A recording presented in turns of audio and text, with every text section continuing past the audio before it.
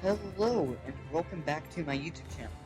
Today we are starting a new team in the F123 My Team Career Mode, and we're going to have basically the same season as in the Road to Glory Career Mode. If you saw that video come out yesterday, but we're going to create our own team. We're going to forge our own path to Formula One.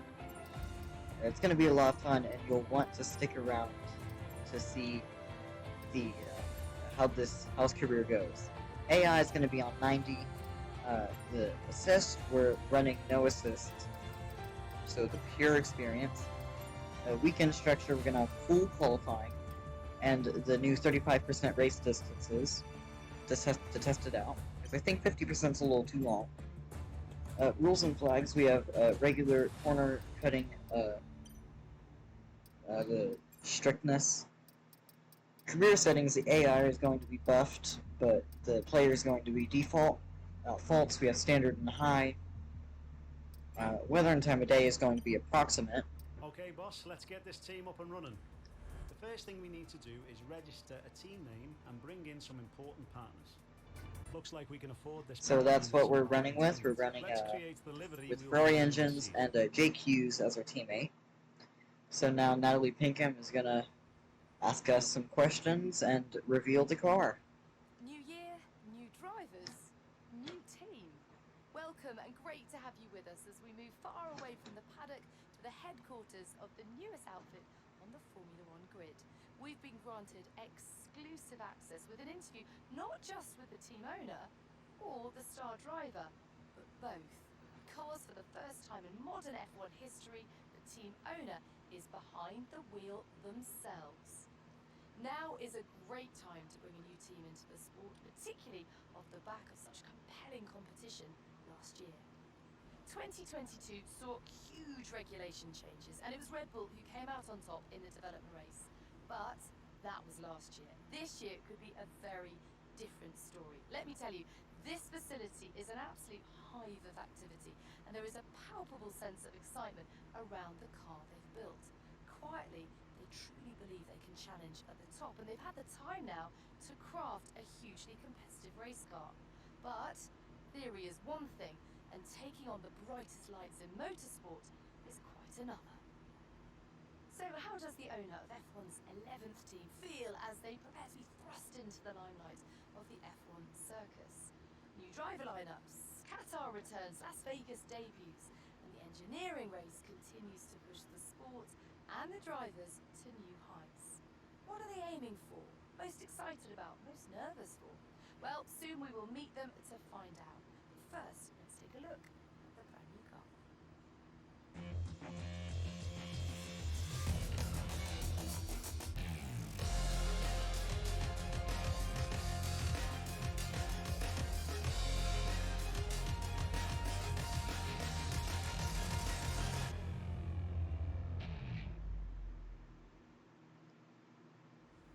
Well, hi. Thank you so much for having us. Great to be here.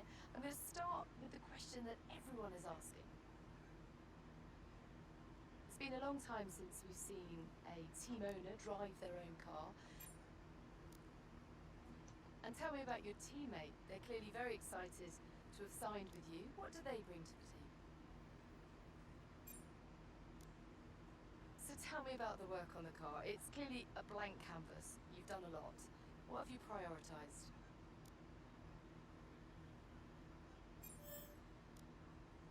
Now, there's no getting away from the fact that your competitors have a huge amount of Formula One experience. You are a total newcomer. Tell us where you see the opportunities to make those vital. Now, ultimately, your success this season will be determined by whether you can take positions. And with so many disciplines and experts working so closely together here, well, I could talk to you all day. Thank you so much for your time, but I better let you get back to work. There's plenty more still to do. All the very best for your inaugural F1 season. Well, Natalie Pinkham, they're giving us some good luck, and I think we'll need it.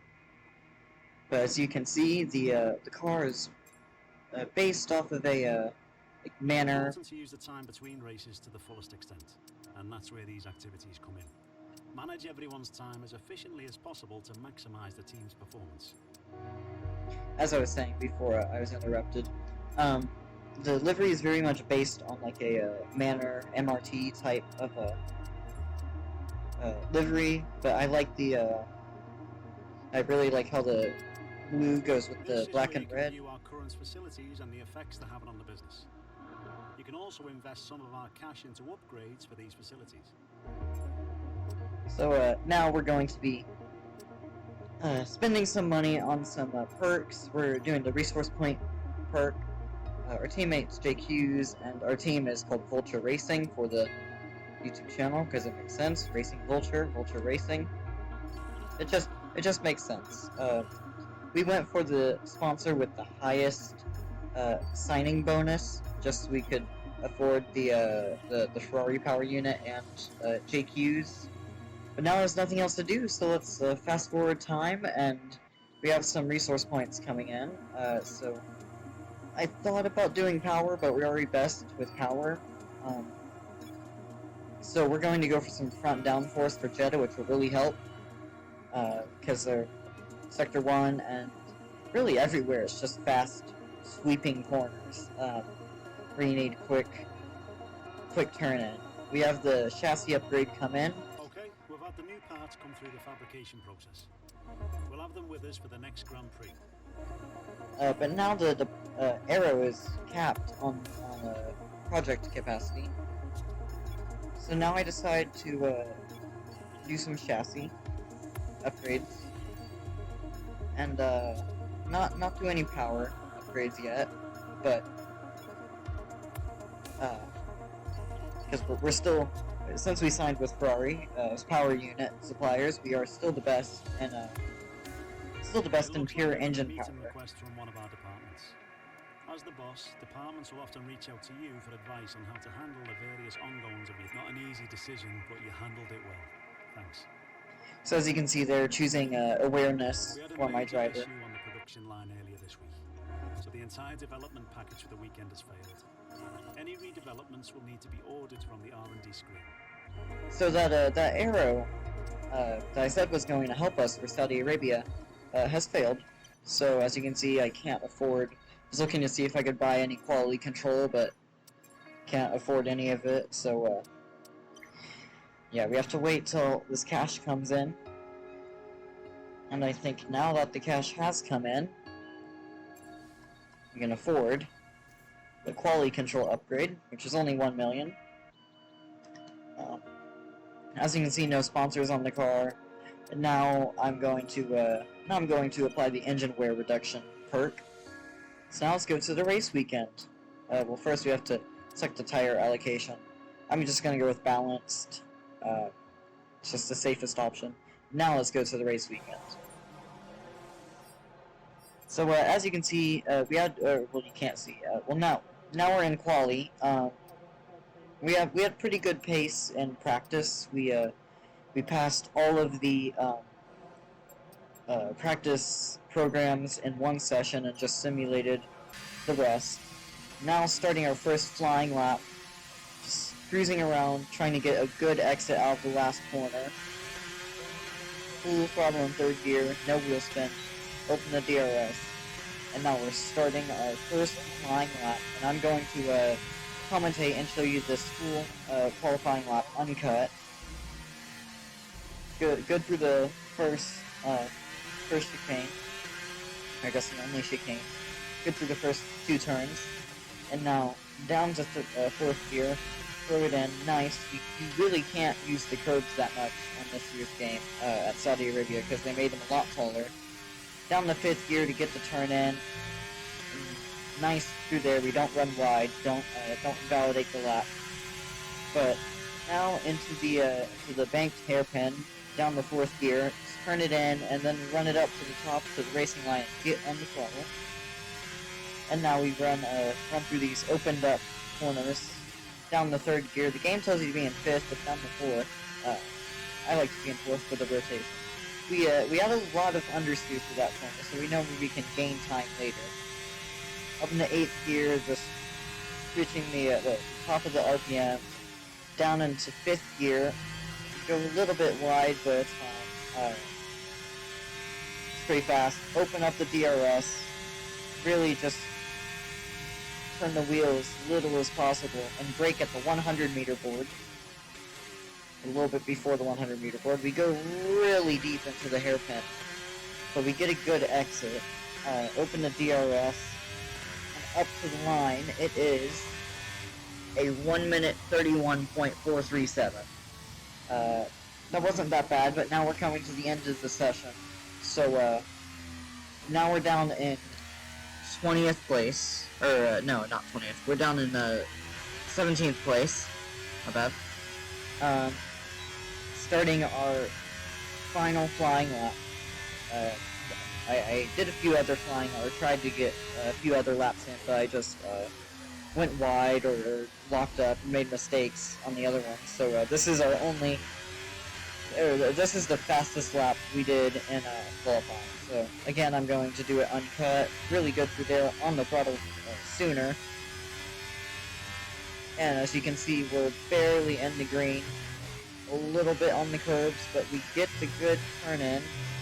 Again, good through that section, and now we're 2/10 up, so really good through the first sector. Don't run too wide at the banked corner. I think I ran too wide and got a little bit of oversteer, so that's why you don't run too wide. And now our 2/10 advantage is gone.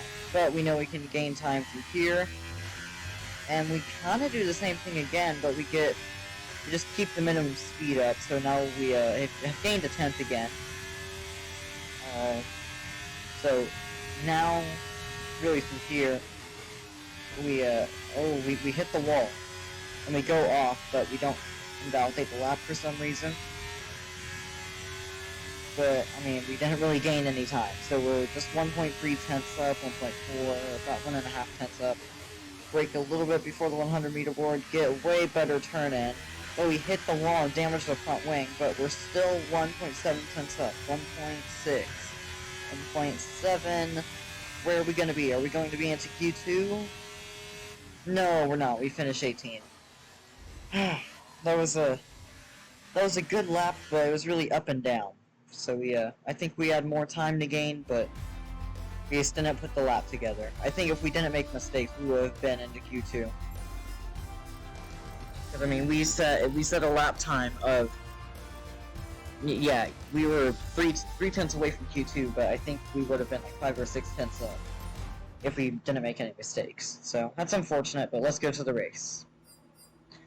First, before we go to the race, we're going to do some mid-race weekend upgrades. Can't do anything on the aero. Really, we can't do anything else, so let's go to the race.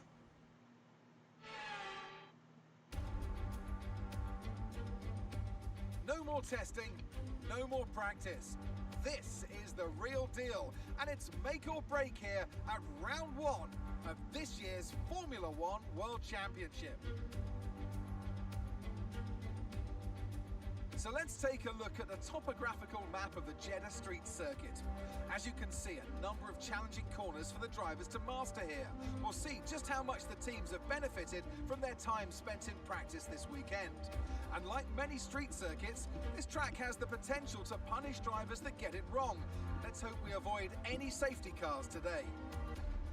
It's time to take a look at our starting grid for today's race.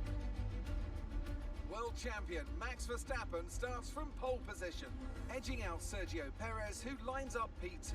Moving on to the rest of the grid, we have Leclerc, Sainz, Russell, Hamilton, Fernando Alonso, Ocon, Norris, Bottas, Gasly, Stroll, Joe, Hulkenberg, Oscar Piastri, Albon, Magnussen, the rookie, Tsunoda, Hughes, De Vries, Hughes. Which of these talented drivers will come out on top today? A new season then, a clean slate where anything could happen. Anthony Davidson is with me today as once again we get another year of Formula One underway. We're into those tense few minutes before the first race then. Everyone's a little bit nervous about reliability. They haven't been running in the hot, turbulent wake of other cars in practice. They've not been pushing at 100% for long durations. Let's hope no one has to deal with any nasty surprises. Okay, here we go. I know what you can do. Don't let me down. I'll try not to let you down there, Mark. So strategy's a simple soft to medium. Starting the race, rev it up, pull in the clutch, rev it to about 8,000 RPM. Avoid the wheel spin. We look for room on the inside, but there's really no room, so we move to the outside. And it just kind of opens up, so we go around the outside of a few cars. But of course, because we're on the inside, we have the tighter line. We get past Piastri, but Joe keeps ahead of us, so I just back out of that because I don't want to get front wing damage. But that was a really good, really good launch. We just found a lot of room.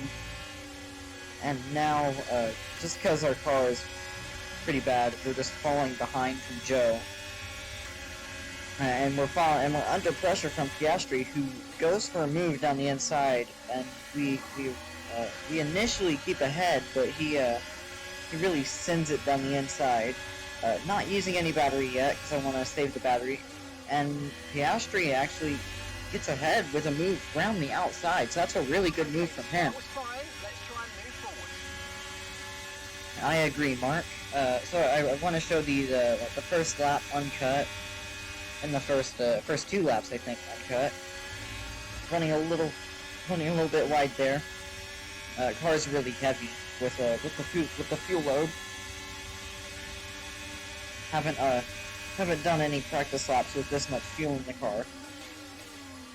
Not going for a move on Piastri.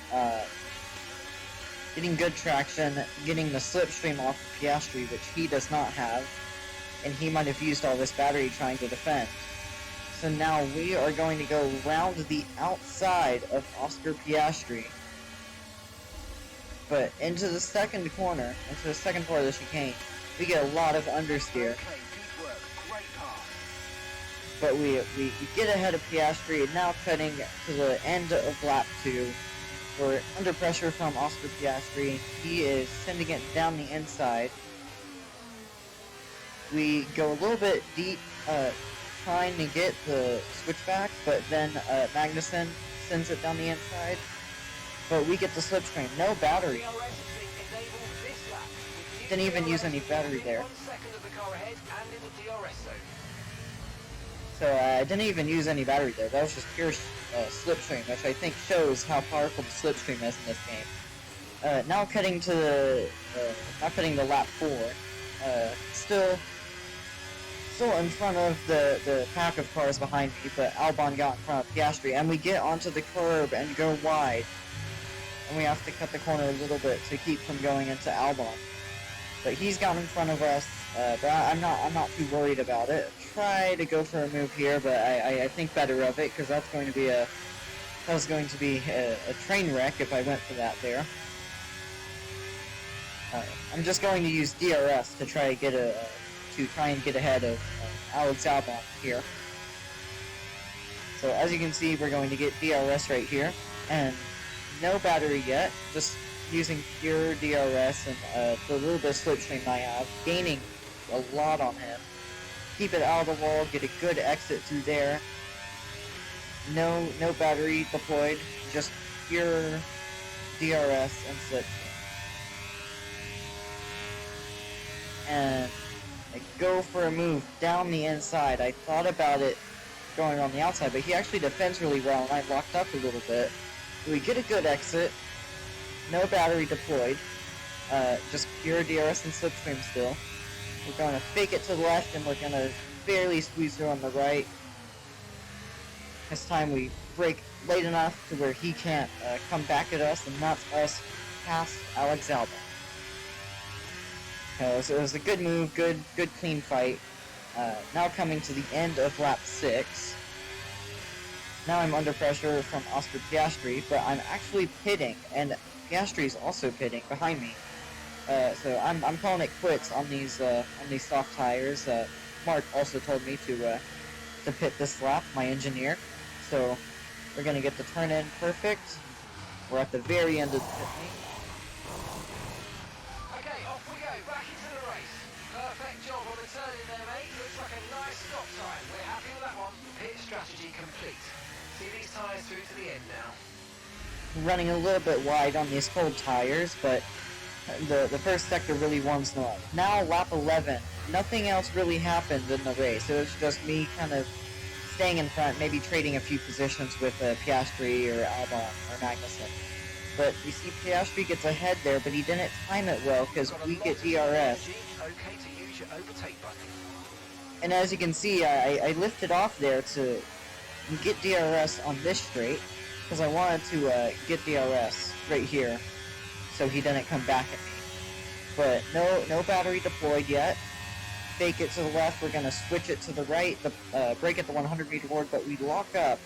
And as we cut back in, we go into the side of Oscar Piastri, so we get some minor front wing damage. And I didn't show earlier, a few laps before that, I think Kevin Magnussen ran into the side of us and broke our underfloor a little bit. So now we have lots of damage, cutting to the midpoint of lap 12. And I'm not going to cut it anymore from here. I'm just going to I'm going to show you the rest of the just lap that's left. So it's good that I saved up the battery because now I can defend with it. Not fighting for any points, but we're just having a pretty clean race as our first race. Good turn in considering the damage. I can definitely feel the understeer in some of the high-speed corners. I'm just trying desperately to break the toe from Kevin Magnussen. Braking at the 100 meter board. The braking distance isn't affected that much. It's really just the high-speed corners that are affected by this lack of downforce from this damage. Like right here, I'm just taking it super easy. Like I can't even go full throttle through that right-hander right there. I'm just having to cruise. Magnussen tries to go around the outside, but he just runs out of room.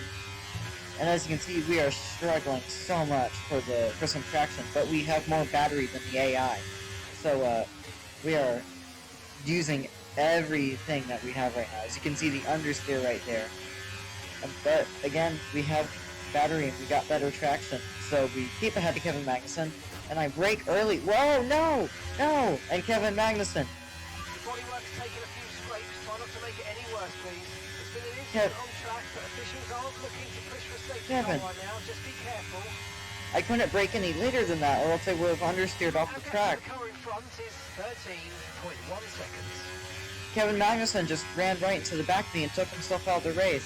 I don't think I was at fault for that, but yeah, at least it helps my teammate. But now Oscar Piastri still has DRS, but he's way out of passing range. But you see how much he gains right there because we just can't carry the speed through the corner.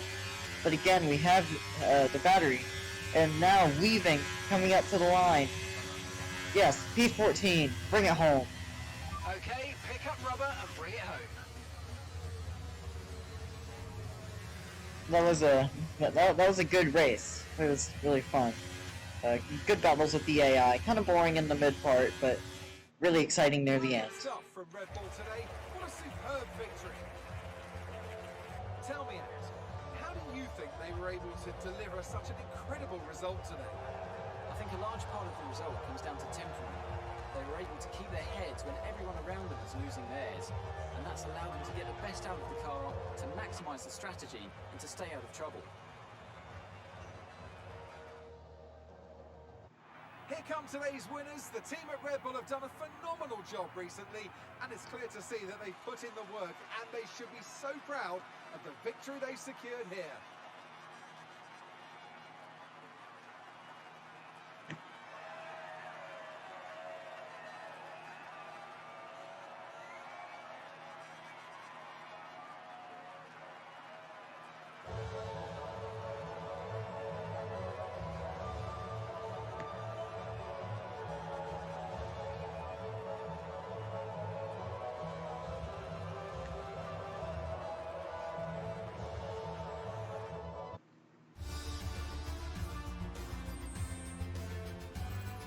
Sergio Perez takes the position of points leader in the Drivers' Championship. So let's review the drivers' standings. Now, let's discuss, Ant. Who would you say is a contender for Driver of the Day? Often my go-to would be a driver who's managed to pull off an especially impressive feat during the race. However, in this instance, I was more impressed by Max Verstappen's solid, clean driving throughout the event. Let's move on to the constructors. And Red Bull take over as championship leaders. I'm equal parts exhausted and elated with this weekend of Formula One, so be sure to join us for the next one. That was a really fun race. In the end, JQ stayed where he was in 20th. We have no points, but we're 8th in the championship just because we finished ahead of some other cars. But I will see you in next episode for the Australian Grand Prix.